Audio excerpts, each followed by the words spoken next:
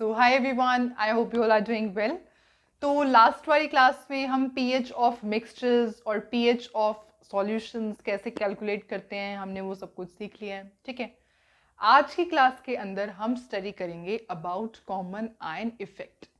ठीक है, उसकी डेफिनेशन समझेंगे, उससे रिलेटेड क्वेश्चंस को सॉल्व करेंगे। तो let's get started with this topic. तो अब हम स्टार्ट करते हैं with common ion effect. Common ion effect, देखो कॉमन आयन इफेक्ट की अगर आप इंपॉर्टेंस की बात करोगे तो ये क्वाइट इंपॉर्टेंट टॉपिक है, बिकॉज कॉमन आयन इफेक्ट जो टॉपिक है, इसको समझने के बाद जो आपका टॉपिक आएगा सॉल्युबिलिटी प्रोडक्ट को कैलकुलेट करना, सॉल्युबिलिटी, ठीक है, इसको समझने में आपको इजी हो जाएगा। ठीक है, तो कॉमन आयन इफेक्ट इस वजह से बहुत ज़्यादा इंपॉर्टेंट है, बफर सॉल्यूशन में भी इसका रोल है, तो इस वजह से ये टॉपिक समझना बहुत इंपॉर्टेंट हो जाता है और कोई इतना मुश्किल टॉपिक नहीं है। तो करते हैं start with this topic, that is common ion effect. देखो, कॉमन आयन इफेक्ट की सबसे पहले डेफिनेशन की बात करोगे तो इसकी डेफिनेशन ये होती है कि when a weak electrolyte having common ion, when a weak electrolyte having common ion is mixed with strong electrolyte, then alpha decreases. Alpha पता है ना आपको क्या होता है? Degree of dissociation decreases. ये होता है कॉमन आयन इफेक्ट। अभी समझ में नहीं आया, हम इसको समझते हैं with the help of example. देखो, एक वीक इलेक्ट्रोलाइट लेना है। वीक इलेक्ट्रोलाइट हमने CH3COOH ले लिया। CH3COOH आपको पता है एसिटिक एसिड होता है, एक वीक एसिड है, देयरफॉर क्या है? वीक इलेक्ट्रोलाइट है। Having common ion is mixed with strong electrolyte, that is CH3COONA, यहां लिखती हूं CH3COONA। क्या इनमें कॉमन आयन है? ये क्या है? Strong electrolyte. स्ट्रॉन्ग इलेक्ट्रोलाइट कैसे है ये बताना एक बार मेरे को। ना तो ये एसिड है ना ये बेस है। देखो, CH3CONA पता है कैसे बनता है? ऐसे बनता है CH3COOH प्लस में NaOH। इसको जब आप मिक्स करते हो तो बनता है दैट इज CH3COONA प्लस में H2O। अब आपको पता है ये क्या है? Weak acid. ये क्या है? Strong base. और दोनों में से कोई भी चीज स्ट्रॉन्ग हो जाती है तो आपके पास जो रिजल्टिंग वो होता है वो क्या होता है? स्ट्रॉन्ग। ठीक है, और ये क्या है? स्ट्रॉन्ग इलेक्ट्रोलाइट है। ठीक है, ये क्या है? Acid plus base. Acid plus base क्या मिलता है हमें? सॉल्ट मिलता है। समझ में आया? इस वजह से ये एक स्ट्रॉन्ग इलेक्ट्रोलाइट है। क्लियर? ओके। तो अब आपने इन दोनों को मिक्स किया है, हैविंग कॉमन आयन। क्या इनमें कॉमन आयन है? देखते हैं। वीक एसिड है, कैसे डिसोसिएट होता है? इक्विलिब्रियम आता है, ठीक है, और रिवर्सिबल रिएक्शन होती है, that is CH3COO negative plus में H पॉजिटिव। स्ट्रॉन्ग इलेक्ट्रोलाइट है, इसके अंदर कोई इक्विलिब्रियम नहीं, डायरेक्ट रिएक्शन चलती है। कैसे स्प्लिट होगा? CH3COO नेगेटिव प्लस में Na पॉजिटिव। अब देखो, वीक इलेक्ट्रोलाइट लिया, having common ion is mixed with strong electrolyte. Strong electrolyte के साथ मिक्स किया। क्या इनमें कॉमन आयन है? ये हमें कॉमन दिख रहा है, कॉमन आयन भी है। तो इन कॉमन आयन इफेक्ट के अकॉर्डिंग जो अल्फा होती है ऑफ, यहां लिखो alpha of weak electrolyte, weak electrolyte की alpha, alpha of weak electrolyte decreases. तो जो अल्फा होता है ना, degree of dissociation weak electrolyte, वो डिक्रीज हो जाएगी। मतलब जो इस एसिड की अल्फा होगी वो क्या करने लग जाएगी? डिक्रीज करने लग जाएगी जब आप इन दोनों को मिक्स करोगे। पर ऐसा होता क्यों है? Why it so happens? देखो, अगर हम बात करेंगे इस रिएक्शन की, तो सपोज आपने ना बीकर लिया हुआ है और बीकर के अंदर आपके आराम से यहाँ पर CH3COOH था और यहाँ पे इसके आयंस हैं। ओ नेगेटिव प्लस में H पॉजिटिव, ये है अभी बीकर के अंदर। ठीक है, इसकी ये डिसोसिएशन हो रखा है, आराम से इक्विलिब्रियम सेट हो रखा है, स्टैटिक इक्विलिब्रियम है, ये आयंस यहाँ मूवमेंट तो हो रही है पर इक्विलिब्रियम है। ठीक है, ओके। अब आपने क्या किया, अब आप ऐड करने लगे इसके अंदर CH3COONA, ये ऐड करने लगे आप इसके अंदर। अब इसके अंदर क्या होगा, जैसे आप इसके अंदर ये ऐड करोगे तो इसके पास क्या है, इसके पास है CH3COO नेगेटिव आयंस, इसके पास ये हैं, और ये क्या करेंगे, ये जो है मतलब ये वाले आयंस की कंसंट्रेशन इंक्रीज हो जाएगी। जैसे आपके पास ये था CH3COOH है, ये अभी ऐसे स्प्लिट हो रखा है, आपने क्या किया CH3COONA डाला, तो जैसे CH3COONA आप डाल रहे हो तो इनकी कंसंट्रेशन तो इंक्रीज हो रही है ना। अब इनकी कंसंट्रेशन इंक्रीज हो रही है, बहुत ज्यादा इंक्रीज हो रही है, क्योंकि आप ये डाल रहे हो, इसके पास ये है, इनकी कंसंट्रेशन इंक्रीज हो रही है। तो इंक्रीज हो रही है और इक्विलिब्रियम पे है, तो क्या होगा, पहले इक्विलिब्रियम पे रिएक्शन थी, पहले रिएक्शन स्टेबल थी, पर जैसे आपने ये डाला तो इनकी कंसंट्रेशन इंक्रीज होगी तो रिएक्शन अनस्टेबल होगी। अब वो दोबारा इक्विलिब्रियम पे आने की कोशिश करेगी, और वो कैसे आ सकती है, on the basis of Le Chatelier's principle, जो कि हमने बहुत अच्छे तरीके से पढ़ा था, ली चार्टियर्स प्रिंसिपल। इस प्रिंसिपल के अकॉर्डिंग क्या होता है, कोई भी इक्विलिब्रियम पर रिएक्शन होती है और अगर आप कुछ चेंज करते हो कंसंट्रेशन में, प्रेशर में, तो क्या होता है, ली चार्टियर्स प्रिंसिपल के अकॉर्डिंग वो चेंज को ओवरकम करने की कोशिश करता है, सो दैट इक्विलिब्रियम दोबारा आ सके। ठीक है, तो अब आप यहां पे क्या कर रहे हो, इनकी कंसंट्रेशन इंक्रीज कर रहे हो, तो दोबारा इक्विलिब्रियम कैसे आएगा, जब ये रिएक्शन यहां मूव करने लग जाएगी, ये रिएक्शन यहां मूव करने लग जाएगी, तो जो ये आप इनकी कंसंट्रेशन इंक्रीज करते रहो, ये रिएक्शन यहां मूव करती रहेगी, तो इक्विलिब्रियम आता रहेगा। बात को समझ रहे हो ना। देखो, जिन्होंने ली चार्टियर्स प्रिंसिपल की वीडियो नहीं देखी है, मैंने ऑलरेडी अपलोड की हुई है, आप ली चार्टियर्स प्रिंसिपल का एक पॉइंट हमने वहां पे डिस्कस किया हुआ है, आप वहां से चेक कर सकते हैं। ठीक है, तो आपको थोड़ा इजी हो जाएगा इस चीज को समझने के लिए। क्लियर, पर स्टिल मैं अपनी तरफ से ट्राई करती हूँ कि आपको बहुत अच्छे से समझ में आए। देखो, अब मैं दोबारा से स्टार्ट कर रही हूँ, बिल्कुल स्टार्टिंग से। जिनको समझ में आया अब तक बहुत अच्छी बात है, जिनको नहीं आया मैं दोबारा से बताती हूँ। CH3COOH था, बीकर में आपने डाला हुआ था, ये ऐसे स्प्लिट, बीकर छोड़ दो अब, चलो बीकर छोड़ो, CH3COOH था, ये ऐसे स्प्लिट हो रखा है, फिर आपने इसको मिक्स करवाया इसके साथ, इसके पास क्या है, इसके पास है ये आयंस। अब आप देखोगे कि जैसे आपने ये यहां था, ये तो ऐसे था, जैसे ही CH3COONA डाला, CH3CO नेगेटिव की कंसंट्रेशन इंक्रीज होगी, ये कॉमन आयन हो गया ना, कॉमन आयन इंक्रीज हो गया।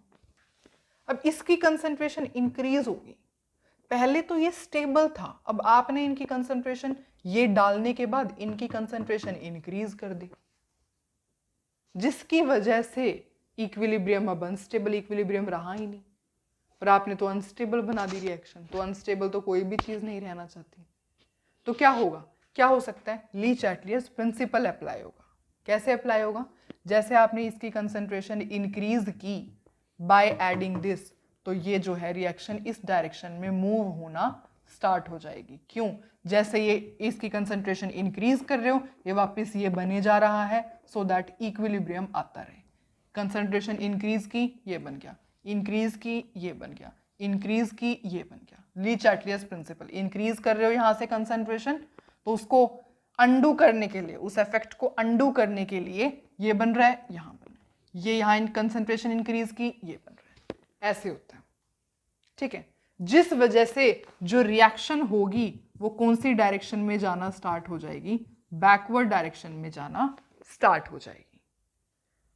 अब आप देख रहे हो कि जैसे आप कंसंट्रेशन इंक्रीज कर रहे हो तो यहां पर ये बन रहा है, तो इसके डिसोसिएशन की वैल्यू क्या हो रही है, कम हो रही है, ये डिसोसिएट हो ही नहीं पा रहा, ये तो बने ही जा रहा है ना। दैट्स वाई वीक इलेक्ट्रोलाइट की अल्फा जो होता है वो डिक्रीज कर जाता है on mixing weak electrolyte with the strong electrolyte having common ion. I hope अब तो आपको क्लियर हो गया होगा, है ना। आपने ये ऐड किया था, इसमें ऐड करने के बाद दोनों के पास कॉमन आयन थे, ये थे। इसका मतलब सॉल्यूशन में इसकी कंसंट्रेशन इंक्रीज हो गई। इक्विलिब्रियम पर रिएक्शन थी, बहुत स्टेबल इक्विलिब्रियम था, ठीक है। अब इक्विलिब्रियम को आपने इनकी कंसंट्रेशन इंक्रीज करने के बाद अनस्टेबल बना दिया, वैसा तो हो ही नहीं सकता। तो क्या होगा, ली-चाटलियस प्रिंसिपल अप्लाई होगा। जो कंसंट्रेशन इंक्रीज की है आपने वो डायरेक्ट यहाँ पे आ जाएगी, ये बन जाएगा। ये कंसंट्रेशन इंक्रीज कर रहे हो दोबारा बनेगा, इंक्रीज करोगे दोबारा ये बनेगा, और इस तरीके से तब तक बनता चला जाएगा जब तक आप इसकी कंसंट्रेशन इंक्रीज रखोगे, ली-चाटलियस प्रिंसिपल, ताकि दोबारा इक्विलिब्रियम आ सके, ठीक है। और अल्फा की value of weak electrolyte decrease कर जाएगी, क्यों? क्योंकि आप इसकी कंसंट्रेशन इंक्रीज कर रहे हो, तो ये बन रहा है, ये डिसोसिएट नहीं हो पा रहा। और अल्फा क्या होता है, alpha is degree of dissociation, degree of dissociation होता है, ठीक है। तो ये तो कंसंट्रेशन इंक्रीज कर रहे हो तो ये बन रहा है, ये डिसोसिएट तो हो ही नहीं रहा। तो degree of dissociation of weak electrolyte की वैल्यू डिक्रीज हो जाती है। इसे ही हम क्या कहते हैं, this is known as common ion effect. एक और एग्जाम्पल से इसको समझते हैं। देखो, सपोज अब आपने यहां पर लिया है NH4OH। NH4OH एक वीक बेस होता है, एक वीक बेस होता है, और उसके बाद आपने इसको NH4Cl के साथ रिएक्ट करवाया, मिक्स किया, दोनों को मिक्स किया आपने, दोनों को मिक्स किया, ठीक है। ये क्या है, एक स्ट्रॉन्ग इलेक्ट्रोलाइट है। इसकी डिसोसिएशन कैसे होगी, वीक है, देयरफॉर इक्विलिब्रियम आएगा, रिवर्सिबल रिएक्शन होगी। कैसे स्प्लिट होगा, NH4 पॉजिटिव OH नेगेटिव की फॉर्म में।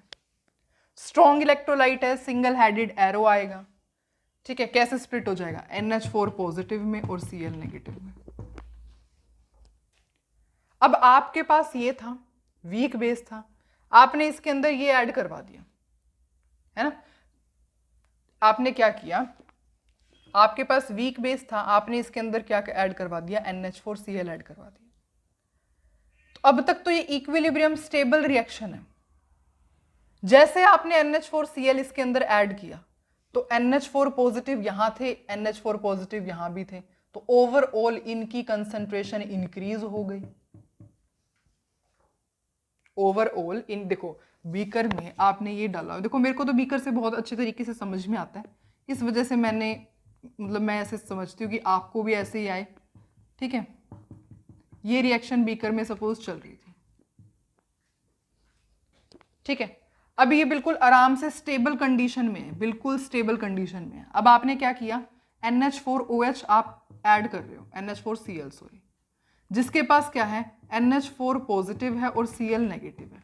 अब आप ये बीकर के अंदर ऐड करने जा रहे हो, कर दिया ऐड, तो क्या होगा, NH4 पॉजिटिव की कंसंट्रेशन इंक्रीज हो जाएगी,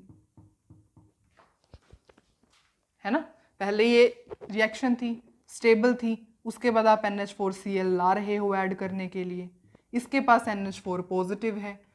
अब NH4 पॉजिटिव यहां भी था, यहां भी आ गया, तो इनकी कंसंट्रेशन इंक्रीज होगी। अब कंसंट्रेशन इंक्रीज हो गई, अनस्टेबल बन गई, अनस्टेबल कंडीशन आ गई, जो कि इतनी देर तक, काफी देर तक नहीं रह पाएगी। तो क्या होगा, ली-चाटलियस प्रिंसिपल यहां पर एक्ट होना स्टार्ट हो जाएगा। और ली-चाटलियस प्रिंसिपल के अकॉर्डिंग क्या होता है, इस इफेक्ट को अंडू करना होता है। ये कैसे अंडू होगा, इसकी कंसंट्रेशन इंक्रीज कर रहे हो, ये डायरेक्ट ये दे दे, ये दे दे डायरेक्ट, यहां रिएक्शन होने लग जाएगी, इस डायरेक्शन में, बैकवर्ड डायरेक्शन में रिएक्शन होने लग जाएगी, तो जो है दोबारा इक्विलिब्रियम आ जाएगा, ठीक है। तो जैसे ही कंसंट्रेशन इंक्रीज की, वापस इसमें कन्वर्ट होगा, कंसंट्रेशन इंक्रीज की, वापस इसमें कन्वर्ट होगा, कंसंट्रेशन इंक्रीज की, वापस इसमें कन्वर्ट होगा। और तब तक कन्वर्ट, ये स्टेप ऐसे तब तक चलता रहेगा जब तक कि इक्विलिब्रियम दोबारा नहीं आ जाता। जो आपने डिस्टर्ब कर दिया था ना, यहाँ पे आपने, ये स्टेबल था, NH4 पॉजिटिव और डाल के कॉमन आयन और डाल के आपने इक्विलिब्रियम डिस्टर्ब कर दिया था, तो उसके बाद ये रिएक्शन होने लगी, इंक्रीज की कंसंट्रेशन यहाँ, इंक्रीज की यहाँ पे, इंक्रीज की यहाँ दोबारा बनेगा, इंक्रीज करोगे यहाँ दोबारा बनेगा, और तब तक ये ऐसे बनता रहेगा, बैकवर्ड रिएक्शन होती रहेगी जब तक कि इक्विलिब्रियम दोबारा नहीं आ जाता। तो इस केस में भी क्या है, reaction will move to backward direction, reaction backward direction में होने लग जाएगी जब तक कि इक्विलिब्रियम दोबारा नहीं आ जाएगा। तो यहां भी आप देख रहे हो कि क्या हुआ, इसकी वीक इलेक्ट्रोलाइट है, ये तो बने जा रहा है यहाँ पे, है ना, यहाँ कंसंट्रेशन इंक्रीज की, ये बन रहा है, ये डिसोसिएट नहीं हो पा रहा, ये डिसोसिएट थोड़ी हो रहा। तो यहाँ पर भी alpha of weak electrolyte decreases, और ऐसा हर एक केस में होगा, ठीक है। तो ओवरऑल स्टोरी का कंक्लूजन ये है, जब भी आप वीक इलेक्ट्रोलाइट जिसके पास कॉमन आयन होना चाहिए is mixed with strong electrolyte, इसको और इसके पास एक कॉमन आयन होना जरूरी है, जैसे ये कॉमन है, ठीक है। तो वीक इलेक्ट्रोलाइट स्ट्रॉन्ग इलेक्ट्रोलाइट को मिक्स करते हो जिनके पास कॉमन आयन है, तो इसकी जो डिग्री ऑफ डिसोसिएशन की वैल्यू होगी of weak electrolyte that will decrease. I guess अब आपको अच्छे तरीके से कॉमन आयन इफेक्ट क्लियर हो गया है विद दीज टू एग्जाम्पल्स, ठीक है। तो ये होता है कॉमन आयन इफेक्ट। अब कॉमन आयन इफेक्ट टॉपिक तो इतना सा ही है, इसके क्वेश्चंस हैं, अभी हम क्वेश्चंस को प्रैक्टिस करेंगे, don't worry, questions 3 to 4 questions है मेरे पास, उन सब क्वेश्चंस की हम प्रैक्टिस करने वाले हैं, ठीक है। उससे पहले एक ओड आयन इफेक्ट और होता है, वो और समझ लेते हैं। ओड आयन इफेक्ट, इसको मैं अब रबी कर देती हूं। ओड आयन, तो ये होता है ओड आयन इफेक्ट। इसकी डेफिनेशन क्या होती है, when strong electrolyte having odd ion is mixed with weak electrolyte then alpha of weak electrolyte increases. अभी समझ में नहीं आया, समझते हैं with the help of the example. देखो, स्ट्रॉन्ग इलेक्ट्रोलाइट ले लो, सपोज आपने यहां स्ट्रॉन्ग इलेक्ट्रोलाइट ले लिया NaOH, वीक इलेक्ट्रोलाइट ले लो, सपोज CH3COOH। स्ट्रॉन्ग इलेक्ट्रोलाइट है, स्ट्रॉन्ग है, देयरफॉर कैसे स्प्लिट होगा, ऐसे सिंगल हेडेड एरो यूज होगा, Na पॉजिटिव OH नेगेटिव। ये क्या है, वीक इलेक्ट्रोलाइट है, वीक एसिड है, कैसे स्प्लिट होगा, in this manner, CH3COO negative plus में H पॉजिटिव।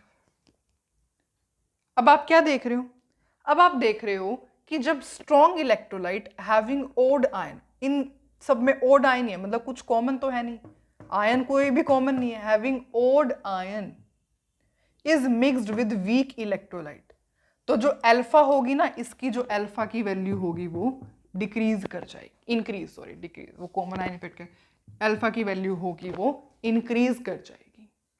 अब ऐसा क्यों हुआ, अल्फा की वैल्यू यहाँ पे, इसकी अल्फा की वैल्यू इंक्रीज क्यों की, डिग्री ऑफ डिसोसिएशन की वैल्यू इंक्रीज क्यों की, क्योंकि आपने इन दोनों को मिक्स किया था, इन दोनों को आपने मिक्स किया, ठीक है।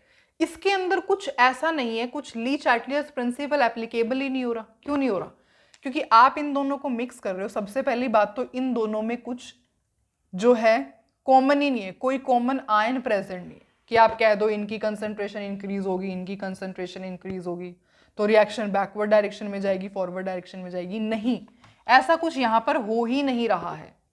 ली चार्टियर्स प्रिंसिपल यहाँ लग ही नहीं रहा, क्यों, क्योंकि कॉमन आयन ही नहीं है, तो कोई कंसंट्रेशन ऐसे कह ही नहीं रहे हम यहाँ इंक्रीज करेगी, यहाँ डिक्रीज करेगी, ऐसा कुछ नहीं है। ओड आयन है, देयरफॉर जब स्ट्रॉन्ग इलेक्ट्रोलाइट को आप वीक इलेक्ट्रोलाइट के साथ मिक्स कर रहे हो हैविंग ओड आयन, तो जो वीक इलेक्ट्रोलाइट की डिग्री ऑफ डिसोसिएशन होती है वो क्या करने लग जाती है, इंक्रीज करने लग जाती है, and this is odd ion effect.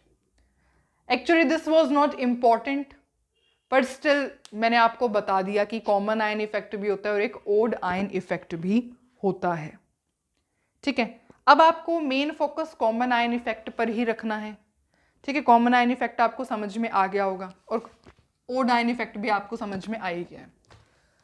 तो अब हमारा काम होगा कॉमन आयन इफेक्ट से रिलेटेड क्वेश्चंस को सॉल्व करना, और वो 3-4 क्वेश्चन, 3 क्वेश्चंस ही हैं, आई थिंक आधा घंटा लग गया मुझे वो 3 क्वेश्चंस करवाने में, ठीक है। तो अब आप सबसे पहले क्वेश्चंस देखोगे किस टाइप से हम क्वेश्चंस को सॉल्व करेंगे। Is it clear? So just get ready for solving the questions. तो सबसे पहले स्टार्ट करते हैं विद दिस क्वेश्चन। देखो आपको यहाँ पर ये 2 पार्ट्स में है सबसे पहले तो, ठीक है। फर्स्ट पार्ट है कैलकुलेट अल्फा। अल्फा की वैल्यू आपको कैलकुलेट करनी है ऑफ 0.05 मोलर CH3COOH, और आपको इस CH3 मतलब एसिटिक एसिड की pKa वैल्यू गिवन है 4.74। देखो अल्फा की वैल्यू, अब आपको अगर याद हो तो अल्फा के लिए, अल्फा को कैलकुलेट करने के लिए कौन सा फॉर्मूला यूज किया जाता है? ये alpha is equals to under root of KA divide by C। ये फॉर्मूला यूज करते हैं ना अल्फा को कैलकुलेट करने के लिए। ओके, हमने इसके क्वेश्चन भी सॉल्व किए हुए हैं। पीएच की जो मैंने फर्स्ट वीडियो अपलोड की थी, अगर आपको ध्यान हो और होना भी चाहिए, उसमें हमने बहुत सारे फॉर्मूलेज और उनको यूज कैसे किया जाता है वो सीखा था, ठीक है। चलो अल्फा की वैल्यू इस तरीके से फाइंड आउट की जा सकती है। अब यहाँ पे आपको कंसंट्रेशन तो गिवन है, डेट इज 0.05, पर आपको यहाँ पर Ka की वैल्यू तो गिवन ही नहीं है, तो Ka को कैलकुलेट करना पड़ेगा। Ka कैसे कैलकुलेट हो सकता है? With the help of pKa। देखो आपको पता है, एक और चीज आपको पता है, दैट इज pKa किसके इक्वल होता है? माइनस लॉग ऑफ Ka के इक्वल होता है ना। pKa की वैल्यू क्या गिवन है आपको? यहाँ पर pKa की वैल्यू गिवन है 4.74। अब आपको क्या करना है? pKa को क्या लिख सकते हैं? माइनस लॉग ऑफ Ka लिख सकते हैं, that will be equal to 4.74। यहां से जब आप log Ka की वैल्यू कैलकुलेट करोगे तो वो माइनस 4.74 हो जाएगी, ठीक है। और जब आप एंटी लॉग लेकर के इसको सॉल्व करोगे तो मैं आपको Ka की वैल्यू बता देती हूं, ठीक है। 1 मिनट रुको, एंटी लॉग लेना पड़ेगा इस क्वेश्चन में आपको, और जब आप एंटी लॉग लेके इसको सॉल्व करोगे then you will get the answer, that is 1.82 into 10⁻⁻⁵। यहां से आपके पास Ka की वैल्यू आ जाएगी। अब आपको कुछ नहीं करना, आपको Ka की वैल्यू यहां पर बस पुट कर देनी है, that is under root of 1.82 into 10⁻⁻5 divide by में कंसंट्रेशन क्या गिवन है? 0.05, और इसको सॉल्व करोगे, रुको थोड़ा सा सॉल्व करने की कोशिश करते हैं, ठीक है। और उसके बाद अगर नहीं होगा तो ज़्यादा टाइम लगेगा तो कैलकुलेटर की हेल्प ले लेंगे। देखो ये है 1.82 इंटू 10⁻⁻5 डिवाइड बाय में 5/100 और पूरे का अंडर रूट, ऐसे चल रहा है, ठीक है। अब क्या होगा? अंडर रूट ऑफ 1.82 इंटू, ये इसको हम ऐसे लिख देते हैं 10⁻5 इंटू में 100 डिवाइड बाय में 5। इतना ठीक है? ओके, यहां से कैंसिल हो जाएगी तो यहां पर क्या हो जाएगा? 10⁻3 बन जाएगा। क्लियर? अब आपको जो है ये क्या आ गया? 5 इंटू 10⁻3, 5 इंटू 10⁻3। अब इसको हम सॉल्व करेंगे, बहुत ज़्यादा टाइम आएगा, इस वजह से मैं कैलकुलेटर से सॉल्व करके बताती हूँ आपको। और जब आप इसको सॉल्व करते हो तो आपका आंसर आएगा 1.908 इंटू 10⁻⁻2। तो ये आ गई है आपकी अल्फा की वैल्यू, ठीक है। कुछ भी नहीं करना था, pKa गिवन था, Ka को कैलकुलेट किया। अल्फा का फॉर्मूला जिनको पता था वो बहुत इजीली इस क्वेश्चन को सॉल्व कर सकते हैं, ठीक है। तो this is how you have calculated the value of alpha for this particular concentration for CH3COOH, ठीक है। अब ये फर्स्ट पार्ट तो इसका कंप्लीट हो गया और बहुत इजी भी था, है ना। अब मेन प्रॉब्लम जहां पर आती है वो है सेकेंड पार्ट में। देखो ये यूं कह रहे हैं कि how is alpha affected, alpha पे क्या फर्क पड़ेगा when its solution contains 0. अब देखो क्या हो गया आपके पास, पहले आपके पास ये था CH3COH का आपने सॉल्यूशन लिया था, पर अब ये कह रहे हैं आपने HCl भी ऐड किया है, मतलब अब आपके पास पूरा सॉल्यूशन ये बन गया है। CH3COH की कंसंट्रेशन क्या थी 0.05, HCl की कंसंट्रेशन क्या है 0.01। अब ये कह रहे हैं कि अगर आप इन दोनों सॉल्यूशन को मिक्स करते हो और इसकी कंसंट्रेशन गिवन है, इसकी कंसंट्रेशन गिवन है, दोनों सॉल्यूशन को मिक्स करने के बाद अल्फा की वैल्यू क्या आएगी, you have to calculate this. तो देखो ये किसका केस है, देखो CH3COOH is weak acid, CH3COH एक वीक एसिड है और HCl एक स्ट्रॉन्ग एसिड है, HCl एक स्ट्रॉन्ग एसिड है।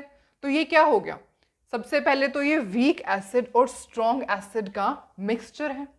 ओके, और हमें पता है कि वीक एसिड की डिसोसिएशन कैसे करवाई जाती है। देखो वीक इलेक्ट्रोलाइट जब डिसोसिएट होता है तो वो कुछ इस तरीके से डिसोसिएट होता है, इक्विलिब्रियम आ जाता है, रिवर्सिबल रिएक्शन होती है ना। इसकी कंसंट्रेशन सपोज C होती है, तो क्या करते हैं वीक इलेक्ट्रोलाइट के केस में, इनकी जब तक रिएक्शन स्टार्ट नहीं हुई होगी तब तक प्रोडक्ट बनेंगे नहीं, तो 0-0 होगी। फिर ये तो थी इनिशियली, उसके बाद जब हम इक्विलिब्रियम पर देखते हैं तो इसकी क्या हो जाएगी, at equilibrium C minus C alpha हो जाएगी, है ना, इन केस ऑफ अगर हम डिग्री ऑफ डिसोसिएशन की बात करेंगे तो।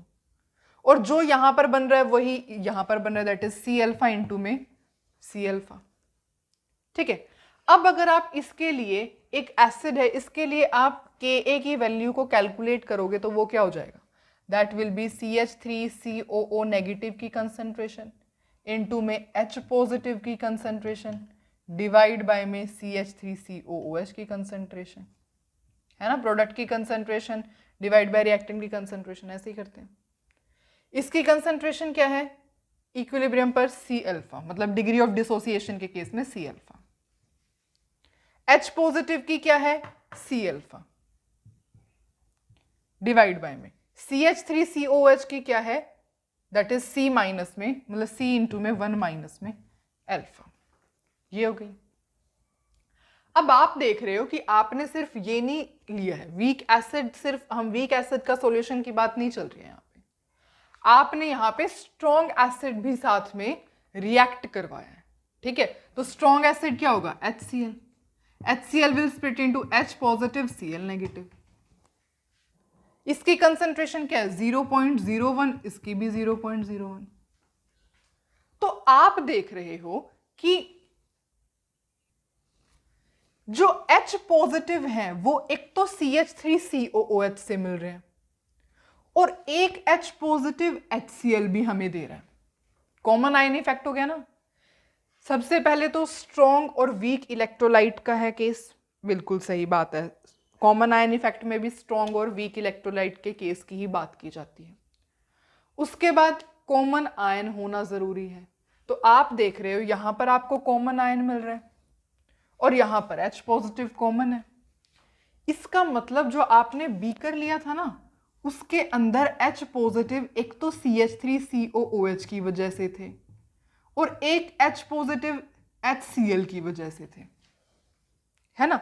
तो अब जो हम यहां पर H पॉजिटिव की कंसंट्रेशन को C अल्फा की फॉर्म में लिख रहे हैं उसके साथ हमें ये ऐड करना पड़ेगा 0.01, क्योंकि सॉल्यूशन में H पॉजिटिव HCl भी तो दे रहा है, इसके भी तो ऐड होंगे। ठीक है, ओके, इतना समझ में आया। ठीक है, अब आपको पता है अल्फा की वैल्यू यहां पे बहुत ज्यादा छोटी है, अल्फा इज वेरी स्मॉल, बहुत स्मॉल है, देयरफॉर उसको नेग्लेक्ट किया जा सकता है, कैन बी नेग्लेक्टेड, इसे हम नेग्लेक्ट कर सकते हैं, है ना। और इसको जैसे 1 माइनस अल्फा है, अब 1 में से बहुत छोटी वैल्यू आप माइनस करोगे 0.00, ऐसे बहुत छोटी वैल्यू अगर सपोज आप सब्ट्रैक्ट करते हो तो कोई फर्क नहीं होगा।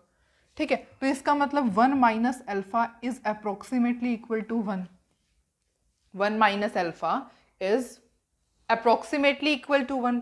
ठीक है, तो इसका मतलब ये तो हम डायरेक्ट यहां पर 1 पुट कर सकते हैं, तो ये तो डिवाइड में हो जाएगा डायरेक्ट C। ठीक है, अच्छा 0.001 में भी ये आप सी अल्फा है, जो कि बहुत, alpha is very very small, बहुत छोटा है, ये बहुत ज़्यादा छोटा है ना, तो इसको भी हम नेग्लेक्ट कर सकते हैं, इसमें कुछ छोटी सी वैल्यू ऐड करोगे कोई फर्क नहीं होगा, है ना, तो therefore this also can be neglected, तो सी अल्फा को भी हम नेग्लेक्ट कर सकते हैं, कहाँ लिखूँ, C alpha can be neglected, क्यों, क्योंकि बहुत छोटी वैल्यू है, 0.01 में इतनी छोटी वैल्यू आप ऐड करोगे कोई इतना खास फर्क नहीं होगा, ठीक है, तो ऊपर क्या बच जाएगा यहाँ पे, that is C alpha into में 0.01, समझ में है। अब कंसंट्रेशन से ये कैंसिल, क्या बच गया, अल्फा इंटू में 0.01, अब आपके पास ये है, के ए की वैल्यू पता है हमें, के ए की वैल्यू हमें पता है, दैट इज हमने क्या कैलकुलेट की थी, प्रीवियस कैलकुलेट की थी, मैं भूल चुकी हूँ, मुझे देखना पड़ेगा, रुको, के ए की वैल्यू मैंने सॉल्व कर रखा है ना क्वेश्चन पहले, मैं देख के बताती हूँ। तो के ए की जो वैल्यू आई थी हमारे पास, कहाँ लिखूँ, यहाँ पे लिखती हूँ, जो हमारे पास के ए की वैल्यू आई थी वो थी 1.82 इंटू 10⁻⁻5, तो के ए की वैल्यू अब आपको पता लगी है, और के ए आया किसके इक्वल है, अल्फा इंटू में, के ए आपका आया है अल्फा इंटू में 0.01, के ए की वैल्यू पता है 1.82 इंटू 10⁻⁻5 डिवाइड बाय 0.01, और ये क्या हो जाएगी, अल्फा की value, this will become the value of alpha, ठीक है, और यहाँ से जब आप इसको सॉल्व करोगे तो आपका आंसर आएगा 1.82 इंटू 10⁻⁻3, तो ये हो जाएगी आपकी अल्फा की वैल्यू,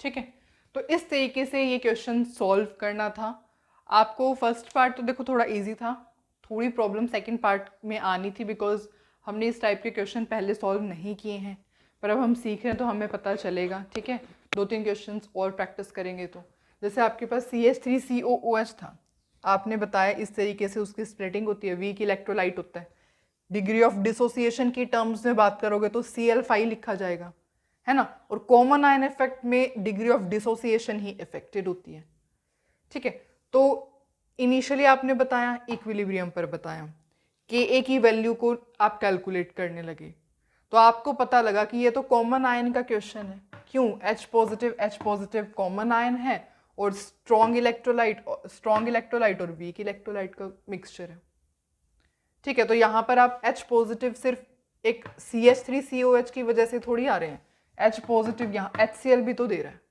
तो आपने C अल्फा प्लस में 0.01 किया।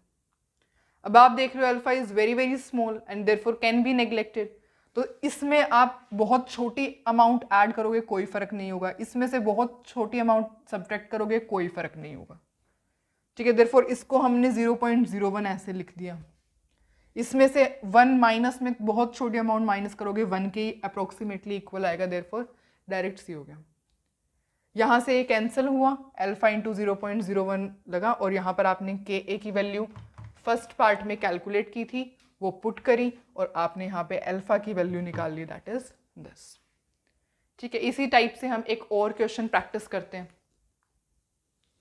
तो अब हम ट्राई करेंगे ये क्वेश्चन, देखो इसमें आपको क्या कैलकुलेट करना है, H3O पॉजिटिव की कंसंट्रेशन को कैलकुलेट करना है in a mixture of 0.02 molar acetic acid and 0.2 molar CH3COONA, और Ka की वैल्यू आपको गिवन है, दैट इज दिस, देखते हैं, देखो मिक्सचर किसका है, acetic acid, that is CH3COOH का मिक्सचर है विद CH3COONA के साथ, इसकी कंसंट्रेशन क्या गिवन है, 0.02, इसकी कंसंट्रेशन क्या गिवन है, 0.2, ठीक है। अब देखो आपको पता है CH3COOH एक वीक एसिड होता है, और CH3COONA is a strong electrolyte, ये कोई एसिड नहीं है, ये कोई बेस नहीं है, ये सॉल्ट है विच इज स्ट्रॉन्ग इलेक्ट्रोलाइट। कैसे पता लगा ये स्ट्रॉन्ग इलेक्ट्रोलाइट है, देखो CH3COOH के अंदर जब आप NaOH ऐड करते हो तो आपके पास ये पता है आपको एसिड है, ये पता है बेस है, क्या बनेगा, सॉल्ट बनेगा, दैट इज CH3 COONA बनता है, प्लस में वाटर रिलीज होता है, और ये क्या है, ये एक सॉल्ट है। अब स्ट्रॉन्ग वीक का कैसे पता लगेगा कि ये स्ट्रॉन्ग है या वीक सॉल्ट है? या आपको पता है वीक एसिड है, ये स्ट्रॉन्ग बेस है, और जो salt strong base weak acid से मिलके बना होता है उसे स्ट्रॉन्ग सॉल्ट कहते हैं। ठीक है, स्ट्रॉन्ग सॉल्ट होता है, क्योंकि यहाँ पे एक चीज, दोनों में से एक चीज भी स्ट्रॉन्ग हो जाती है तो वो स्ट्रॉन्ग सॉल्ट हो जाता है। तो दैट्स वाई ये कोई एसिड नहीं है, कोई बेस नहीं है, पर स्ट्रॉन्ग इलेक्ट्रोलाइट है। तो क्या इसके अंदर कॉमन आयन इफेक्ट है? पहले चेक करो, ये भी CH3CO नेगेटिव देगा, ये भी CH3CO नेगेटिव देगा, कॉमन आयन इफेक्ट है। ठीक है, ओके।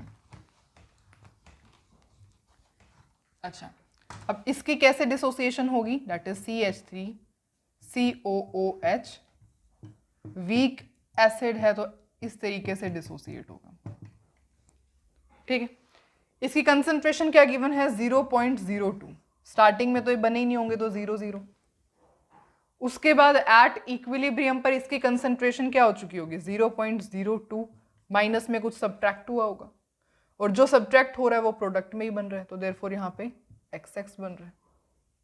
ठीक है, अब आप सोचोगे कि यहाँ पे हमने अल्फा की टर्म्स में क्यों नहीं लिख रहे, C/1 - अल्फा ऐसे क्यों नहीं लिख रहे हैं इसको? क्योंकि लास्ट क्वेश्चन में आपको अल्फा की वैल्यू को कैलकुलेट करना था, तो आपने अल्फा में सॉल्व किया। अब आपको अल्फा में सॉल्व करने की जरूरत ही नहीं है, करना चाहते हो तो आप वैसे भी कर सकते हो, पर कोई जरूरत ही नहीं, क्योंकि आपको यहाँ पे कंसंट्रेशन कैलकुलेट करनी है, ना कि अल्फा की वैल्यू। ठीक है, तो आपको कंसंट्रेशन कैलकुलेट करनी है तो डायरेक्ट कंसंट्रेशन में सॉल्व करो rather than complicated the question. ठीक है, तो अब आपके पास ये आ गया। अच्छा, पर सॉल्यूशन में एक ये तो है नहीं, ये भी प्रेजेंट है, दैट इज स्ट्रॉन्ग इलेक्ट्रोलाइट, तो ये तो डायरेक्ट ऐसे डिसोसिएट होगा, CH3COO नेगेटिव प्लस में Na पॉजिटिव। अब आप देख रहे हो यहाँ पे कॉमन आयन कौन सा है? CH3CO नेगेटिव और CH3COO नेगेटिव। ठीक है, ये क्या है? 0.2। स्टार्टिंग में तो ये 0 होंगे, फिर बाद में रिएक्शन मतलब बिल्कुल ये तो कंप्लीट ही हो जाएगी, डायरेक्ट ही बनेगा, तो ये 0 होगा, ये 0.2, ये भी 0.2। ठीक है, तो अब यहाँ पर हम अगर Ka की वैल्यू को कैलकुलेट करते हैं तो क्या होगी? CH3COO negative H positive divide by में CH3COOH। अब जो CH3COO नेगेटिव है, एक तो वो आपको यहां से मिल रहा है, इसकी कंसंट्रेशन X है, प्लस में एक ये यहां से भी तो आयंस मिल रहे हैं आपको इसके, तो ये भी तो होगा प्लस में 0.2। समझ में आया? देखो, CH3COO नेगेटिव एक तो आपको यहां से मिल रहा है, तो इसकी कंसंट्रेशन X है, प्लस में सॉल्यूशन में CH3CO नेगेटिव यहाँ भी है, दैट इज उनकी कंसंट्रेशन 0.2 है, तो हमने इनको ऐड कर दिया। H पॉजिटिव की कंसंट्रेशन क्या है? X डिवाइड बाय में CH3COOH की 0.02 माइनस में X। ठीक है, अब आप देख रहे हो कि X की जो वैल्यू है वो बहुत छोटी है, X is very small, very small. अब ये बहुत छोटा है एज कंपेयर टू 0.2 के कंपैरिजन में, 0.02 के कंपैरिजन में X बहुत छोटा है ना? देखो ये क्या है? 0.2। 0.2 में अगर आप बहुत छोटी वैल्यू ऐड करोगे तो it will be approximately equal to 0.2। Similarly 0.02 में से कुछ सब्ट्रैक्ट करोगे बहुत छोटी वैल्यू तो भी 0.02 के अप्रोक्सीमेट ही आएगा। ठीक है, इतनी छोटी वैल्यू का कोई वो नहीं होगा। ठीक है, दैट्स वाई हम इसको डायरेक्ट ऐसे लिख सकते हैं, ये हो जाएगा 0.2 इंटू एक्स, ये हो जाएगा 0.02। ठीक है, अब आपको Ka की वैल्यू गिवन है, हाँ जी गिवन है 1.8 इंटू 10⁻⁻5, ये आया है 1.8 इंटू 10⁻⁻5, और ये किसके इक्वल चल रहा है? ये इक्वल चल रहा है आपके इसके। तो बस अब आपको x की वैल्यू को कैलकुलेट करना है, क्योंकि आपको H पॉजिटिव की कंसंट्रेशन बतानी थी ना, ये रहा H पॉजिटिव। ठीक है, और ये क्या है? इसकी वैल्यू x है, तो अगर आप x को कैलकुलेट कर देते हो तो आपके पास H3O पॉजिटिव की कंसंट्रेशन की वैल्यू आ जाएगी। ठीक है, तो जल्दी से करते हैं, इसके लिए हमें बोर्ड पे स्पेस बनाना पड़ेगा, and that's why we have to rub this. ठीक है, तो ये क्या है? Ka। 1.8 इंटू 10⁻⁻⁵ अब तो बस इसको सॉल्व भी कर रहे हैं और एक इसके इक्वल चल रहा है, ये इक्वल चल रहा है इसके 0.2x इन, ठीक है। 1.8 इंटू 10⁻⁻⁵ इंटू 0.02 डिवाइड बाय में 0.2 will be the answer of x। और ये मैं सॉल्व नहीं करूंगी, ठीक है, ये मैं आपको कैलकुलेटर से सॉल्व करके बताती हूँ इसकी क्या वैल्यू होगी। देखो जब आप इन दोनों को डिवाइड करोगे तो आपका आंसर आ जाएगा 0.1, 1.8 इंटू 10⁻⁻⁵ ये आएगा 0.1। इसका मतलब है 1/10, ठीक है। और ये किसके इक्वल है, दिस इज 1/10⁵ मतलब ओवरऑल आपके पास वैल्यू आ जाएगी 1.8 इंटू 10⁻⁻⁶। ये आपकी x की वैल्यू आई है। और आपको क्या कैलकुलेट करना था, H3O पॉजिटिव की कंसेंट्रेशन, जो कि क्या है x के इक्वल है। तो जो x की वैल्यू है वही H पॉजिटिव की वैल्यू है। तो दिस इज द आंसर, ठीक है।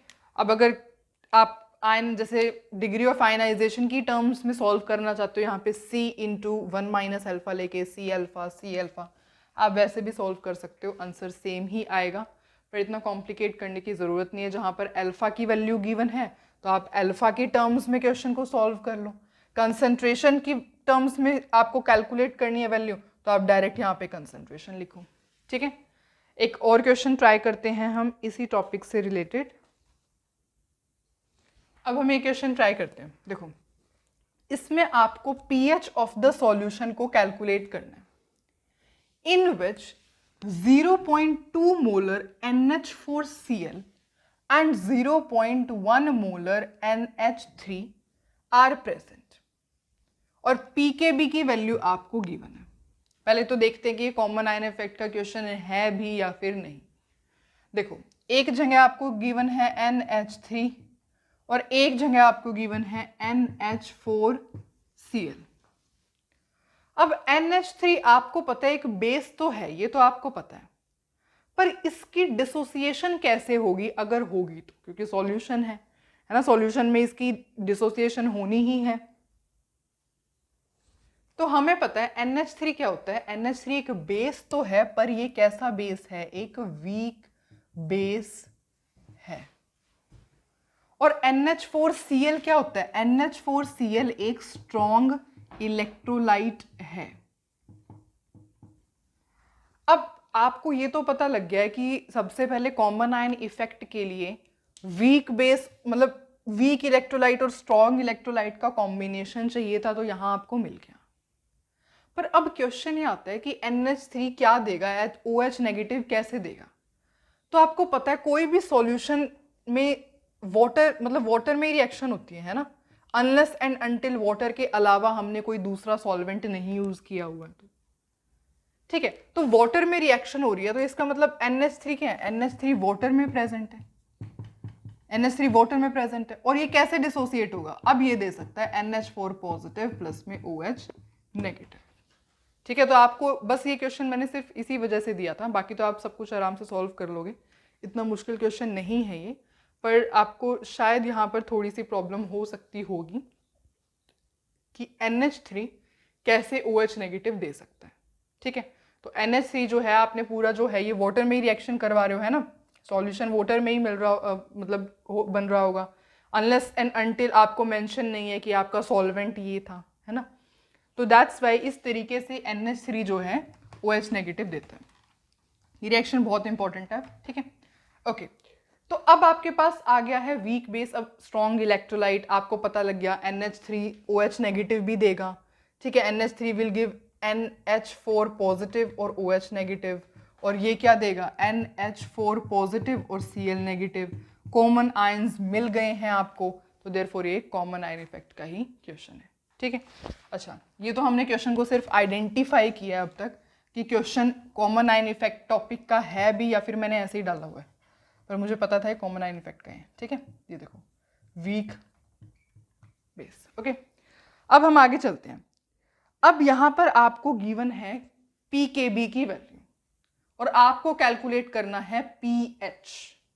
इसका मतलब आपको बहुत सी चीजें पता होनी चाहिए। देखो pKb गिवन है, pKb से सबसे पहले आप निकालोगे Kb, फिर आपको कैलकुलेट करना, क्योंकि पीएच के लिए आपको क्या कैलकुलेट करना पड़ेगा, you have to calculate the concentration of H positive.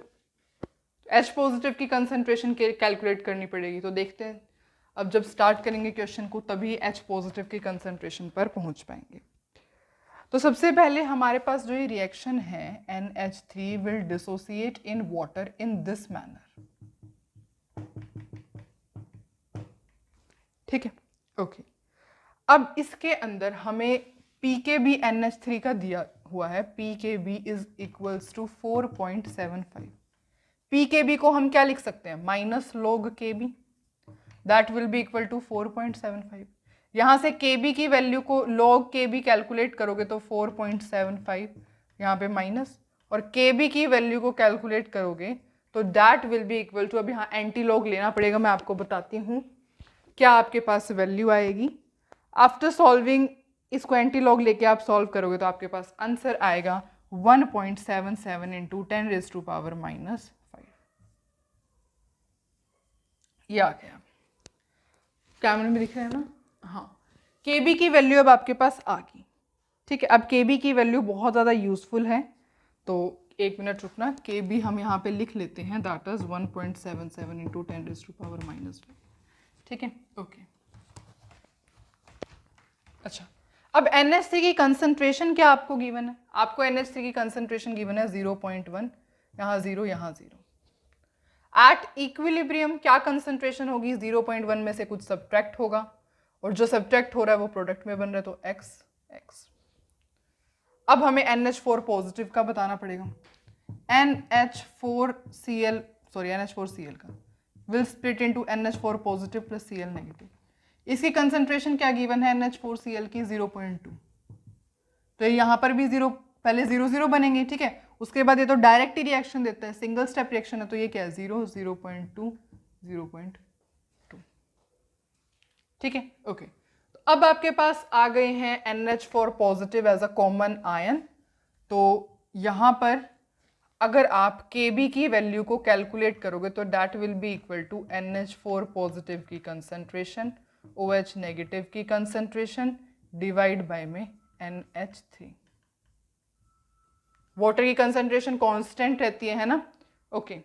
NH4 positive की क्या कंसंट्रेशन है, यहाँ पर x वैल्यू है और यहाँ पे 0.2, क्योंकि सॉल्यूशन में जब आपने NH3 ऐड किया है और NH4Cl ऐड किया है, इससे भी आपको क्या मिल रहे हैं, NH4 पॉजिटिव मिल रहे हैं, इससे भी आपको NH4 पॉजिटिव मिल रहे हैं, तो दोनों को ऐड करोगे, है ना। NH4 पॉजिटिव एक तो यहाँ से मिल रहे हैं आपको, NH3 से मिल रहे हैं, एक NH4Cl से मिल रहे हैं, दोनों को ऐड करके ही सॉल्यूशन में कंसंट्रेशन बनेगी। तो करो, इसकी वैल्यू क्या हो जाएगी, that will be equal to x plus में 0.2। OH नेगेटिव की क्या कंसंट्रेशन है, x डिवाइड बाय NH3 की क्या है 0.1 माइनस में x। इतना समझ में आया, ओके। Kb की वैल्यू आपने अभी कैलकुलेट की है, that is 1.77 into 10 raise to power -5, अभी आपने कैलकुलेट की। ठीक है, अच्छा। अब अगर आप देख रहे हो कि ये क्या है, एक वीक बेस है, इसके अंदर जो x की वैल्यू है, x इज वेरी स्मॉल होने की वजह से देयरफॉर नेग्लेक्ट किया जा सकता है, तो 0.2 में बहुत छोटी वैल्यू ऐड करोगे, अप्रोक्सीमेटली 0.2 ही होगा। सिमिलरली 0.1 में से बहुत छोटी वैल्यू सब्ट्रैक्ट करोगे, दैट विल बी अप्रोक्सीमेटली 0.1 के ही इक्वल होगा। ठीक है, तो this can be written as 0.2। कैमरे में दिख तो रहा है ना, वैसे अभी तो दिख रहा है, मैं इसको रब कर देती हूँ, इसकी कोई जरूरत नहीं है, बस इसको हमें हो गया। ठीक है, ये किसके इक्वल हो जाएगा, 0.2 इंटू एक्स डिवाइड बाय 0.1। समझ में आया ना आपको, 0.2 के अंदर बहुत थोड़ी वैल्यू ऐड की, कोई फर्क नहीं पड़ेगा, 0.2 ही होगा। 0.1 में से बहुत थोड़ी वैल्यू, छोटी सी वैल्यू सब्ट्रैक्ट करोगे, कोई फर्क नहीं होगा, 0.1 ही रहेगा, है ना। ठीक है, ऐसे कहते हैं ना, जैसे कि सपोज एक ना बहुत बड़ी एक नदी है, उसमें बहुत ज्यादा पानी है, एक बाल्टी पानी अगर आप उसमें से निकाल भी लोगे, एक बकेट ऑफ वाटर आपने निकाल भी लिया, तो क्या फर्क पड़ेगा उसको, कुछ फर्क नहीं पड़ेगा। अगर आपने 1 बकेट ऑफ वाटर उसमें ऐड कर भी दिया तो क्या फर्क पड़ेगा, कुछ भी नहीं, ठीक है। इस वजह से यही सेम कंसेप्ट यहाँ पे चल रहा है, क्लियर। अब इसको सॉल्व करोगे तो ये आ जाएगा आपके पास 2x, और ये किसके इक्वल आया, ये तो इसके इक्वल चल रहा है, के बी के इक्वल चल रहा है। तो बस अब मैं यहाँ ये रब कर देती हूँ, ठीक है। तो के बी है दैट इज 1.77 इंटू 10⁻⁻⁵ किसके इक्वल आया, के बी चल रहा है 2x के equal, that is equals to 2x। तो यहाँ x की वैल्यू कैलकुलेट करोगे तो ये किसके इक्वल आ जाएगी, इसके इक्वल आ जाएगी। कैलकुलेटर में सॉल्व करके बताती हूँ क्या आंसर आएगा इसको सॉल्व करने के बाद, एंड यू विल गेट, रुको, 1.77 को जब आप 2 से डिवाइड करोगे तो यू विल गेट 0.88 इंटू 10⁻⁵। तो ये आपकी वैल्यू आ गई है x की। क्या आपको x की वैल्यू चाहिए थी, आपको तो pH कैलकुलेट करना है, आपको पता होना चाहिए H पॉजिटिव की कंसंट्रेशन, पर वैल्यू तो आपने कैलकुलेट की है x की। x क्या है, मतलब OH नेगेटिव की वैल्यू आपके पास आ गई है, तो मतलब आपको पास अब OH नेगेटिव की कंसंट्रेशन पता लग गई है, दैट इज 0.88 इंटू 10⁻⁵। अब इसी से हो जाएगा जो भी होना होगा। OH नेगेटिव की कंसंट्रेशन पता है, H पॉजिटिव की कंसंट्रेशन कैलकुलेट करो, pH कैलकुलेट करो, बाकी सब काम हमारा यूज हो चुका है, हम रब कर देते हैं। देखो इक्विलिब्रियम के क्वेश्चंस जो हैं आप देख पा रहे होगे कि थोड़े लेंदी होते हैं, पर अगर आप स्टेप बाय स्टेप आराम से करोगे तो उसमें कुछ नहीं है, आपका आंसर करेक्ट होगा ही होगा, ठीक है। अब इसके अंदर आपको पता ही था, कैसे पता था आपको, आपने चेक किया कॉमन आयन इफेक्ट का क्वेश्चन है भी या नहीं, ये है लिया आपने, ये लिया, चेक किया दोनों को, स्ट्रॉन्ग इलेक्ट्रोलाइट कौन सा है, वीक इलेक्ट्रोलाइट कौन सा है, ठीक है। उसके बाद आपने इसकी इक्वेशन लिखी, इसकी इक्वेशन लिखी, इसके लिए आपको पी के बी की वैल्यू गिवन थी, आपने यहाँ से के बी की वैल्यू को कैलकुलेट किया, ठीक है। इसके लिए NH3 की जो आपने यहाँ इक्वेशन लिखी थी के बी को कैलकुलेट किया, के बी आ गया, ठीक है। के बी तो हमें मिला ही हुआ था, के बी तो हमें तो यहाँ पे x की वैल्यू ढूंढनी थी, x की वैल्यू आई, OH नेगेटिव की कंसंट्रेशन आ गई, पर अब हमें चाहिए H पॉजिटिव की कंसंट्रेशन, तो वो उसको कैलकुलेट करते हैं, फिर तो डायरेक्ट pH हमारा आ ही जाएगा। तो अब आपके पास OH नेगेटिव की वैल्यू आ गई है, आपको कैलकुलेट करना है H पॉजिटिव की कंसंट्रेशन की वैल्यू को। तो आपको एक रिलेशन पता होगा, that is KW is equals to H positive की कंसंट्रेशन इंटू OH नेगेटिव की कंसंट्रेशन। KW की वैल्यू क्या होती है, 10⁻⁻14। OH नेगेटिव की कंसंट्रेशन क्या है, 0.88 इंटू 10⁻⁻5, बस 10⁻⁻14 divide by 0.88 into 10⁻�5 is equals to H positive. ये हो जाएगा 10⁻⁻9 और 1 डिवाइड बाई 0.88 को करके दिखाते हैं जल्दी से। इसको सॉल्व करोगे तो आपके पास आंसर आएगा 1.12। ये हो गई आपके पास H पॉजिटिव की कंसंट्रेशन की वैल्यू। अब कुछ भी नहीं करना, आपको pH डायरेक्ट कैलकुलेट करना है, pH will be equal to minus log of H positive की concentration, minus log H positive की कंसंट्रेशन क्या है ये, दैट इज 1.12 इंटू 10⁻⁻9। बस डायरेक्ट इसे सॉल्व कर सकते हो आप, अगर नहीं कर सकते तो मैं करके दिखा देती हूँ, ठीक है। रुको मैं करती हूँ इसको सॉल्व।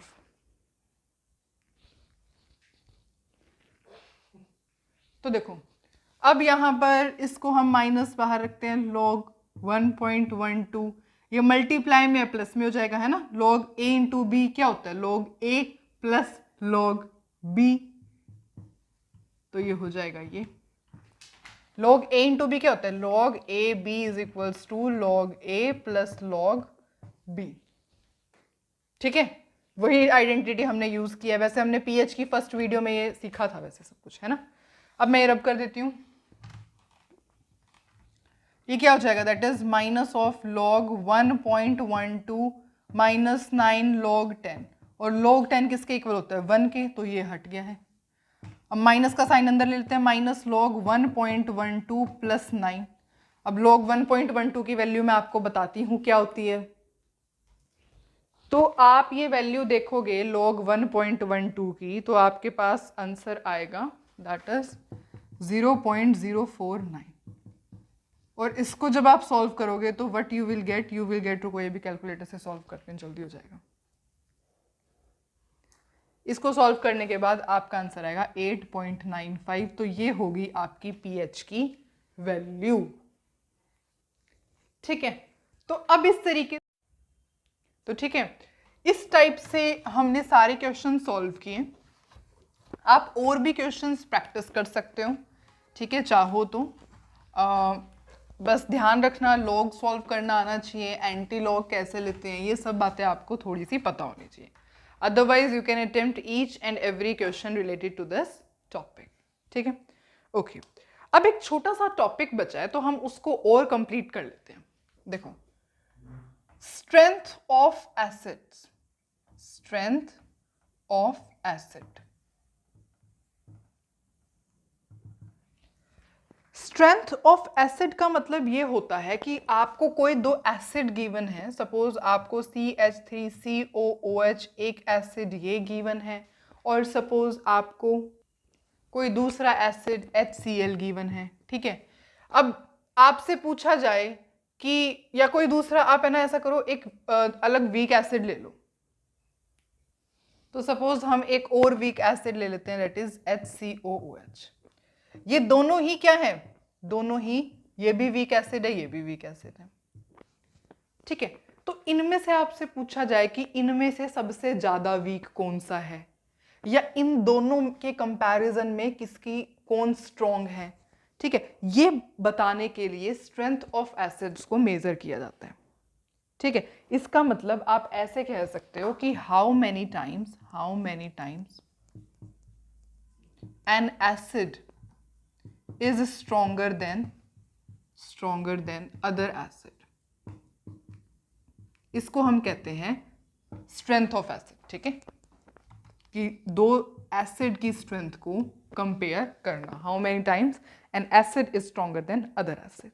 ठीक है, अब आपको पता है कि स्ट्रेंथ ऑफ एसिड्स किसके डायरेक्टली प्रोपोर्शनल होती है, is directly proportional to concentration of H positive. जो एसिड जितनी जल्दी H पॉजिटिव दे पाएगा वही एसिड स्ट्रॉन्ग होगा, है ना। सपोज अब हम दो एसिड कंसीडर कर लेते हैं, दैट इज हमने यहाँ पे सपोज HA1 लिख लिया और HA2 लिख लिया। दोनों की दोनों ही, ये भी वीक एसिड है, ये भी वीक एसिड है। ठीक है, सपोज इसकी कंसंट्रेशन C1 है तो इसकी C2 है, इसकी डिसोसिएशन कांस्टेंट की वैल्यू Ka1 है तो इसकी डिसोसिएशन कांस्टेंट की वैल्यू Ka2 है।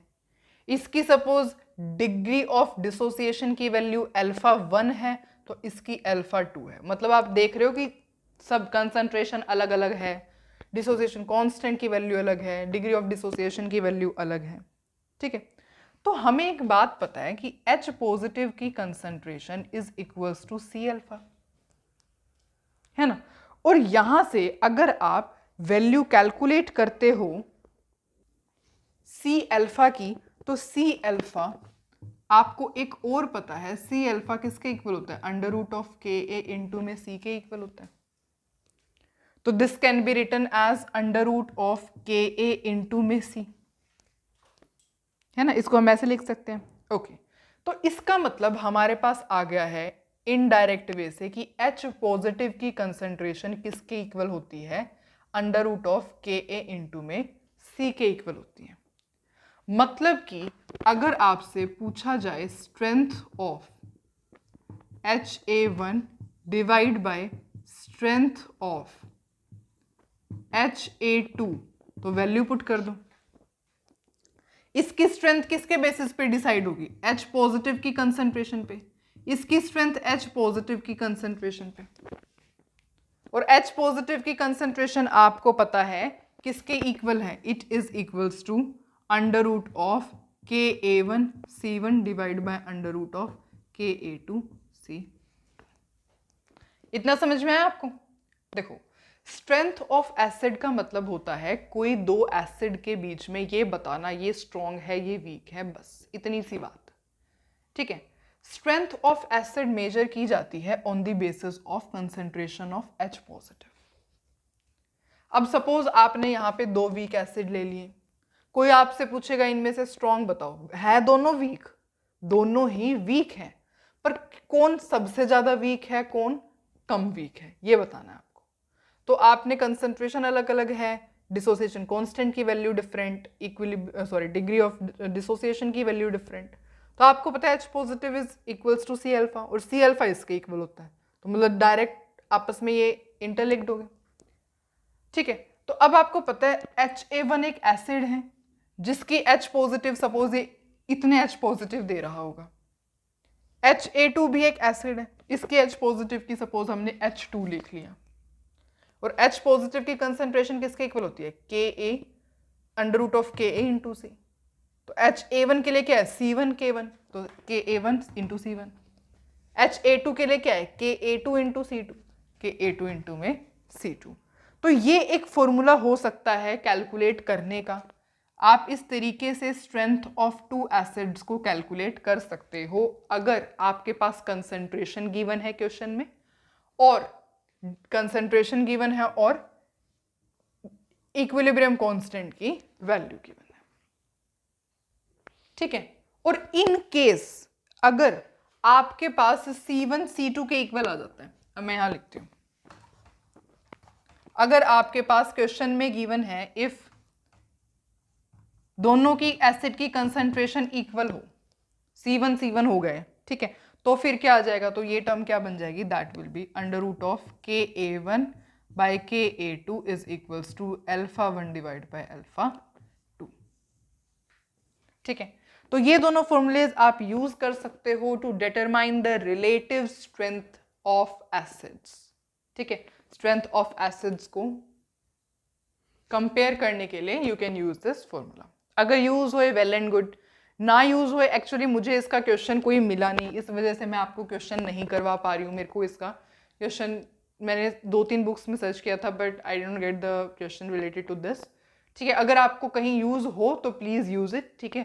अगर ना हो तो फिर बाकी सब तो हमने कवर कर ही लिया है, ठीक है। बट स्टिल मेरे पास ये इन्फॉर्मेशन थी तो मुझे लगा कि मुझे आपके साथ शेयर करनी चाहिए। इतना समझ में आया? ओके। तो this was all about the today's lecture. I hope आपको सब कुछ समझ में आया है। स्टिल आपको कोई डाउट हो तो आप कमेंट सेक्शन में लिख के बता सकते हैं, ठीक है। अब हम मिलेंगे नेक्स्ट वीडियो के अंदर। नेक्स्ट वीडियो में हम डिस्कस करेंगे अबाउट बफर सॉल्यूशंस, और जो सॉल्युबिलिटी प्रोडक्ट हैं उन सब की बातें होंगी। बहुत अच्छे अच्छे न्यूमेरिकल सॉल्व करेंगे रिलेटेड टू दिस, ठीक है। और मिलते हैं नेक्स्ट वीडियो के दिन।